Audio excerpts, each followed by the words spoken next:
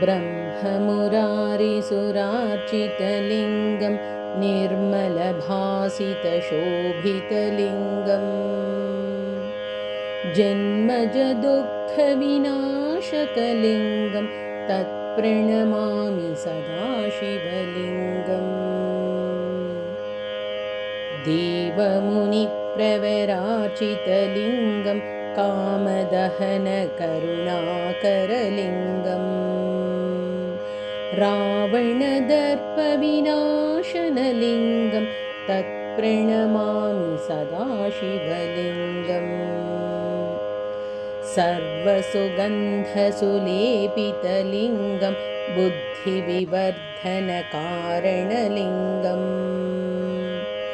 सिद्धसुरासुरवन्दितलिङ्गं तत्प्रणमामि सदा शिवलिङ्गम् कनकमहामणिभूषितलिङ्गं फणिपतिवेष्टितशोभितलिङ्गम् दक्षसुयज्ञविनाशनलिङ्गं तत्प्रणमामि सदा शिवलिङ्गम् कुङ्कुमचन्दनलेपितलिङ्गं पङ्कजहारसुशोभितलिङ्गम् सञ्चितपापविनाशनलिङ्गं तत्प्रणमामि सदा शिवलिङ्गम् देवगणार्चितसेवितलिङ्गं भावैर्भक्तिभिरेव च लिङ्गम् दिनकरकोटिप्रभाकरलिङ्गं तत्प्रणमामि सदा शिवलिङ्गम्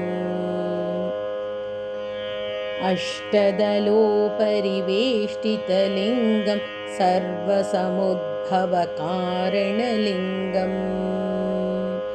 अष्टदरिद्रविनाशनलिङ्गं तत्प्रणमामि सदा शिवलिङ्गम्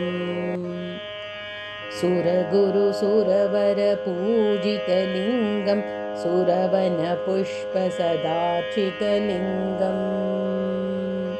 परात्परं परमात्मकलिङ्गं तत्प्रणमामि सदा शिवलिङ्गम् लिङ्गाष्टकमिदं पुण्यं यः पठेत् शिवसन्निधौ शिवलोकमवाप्नोति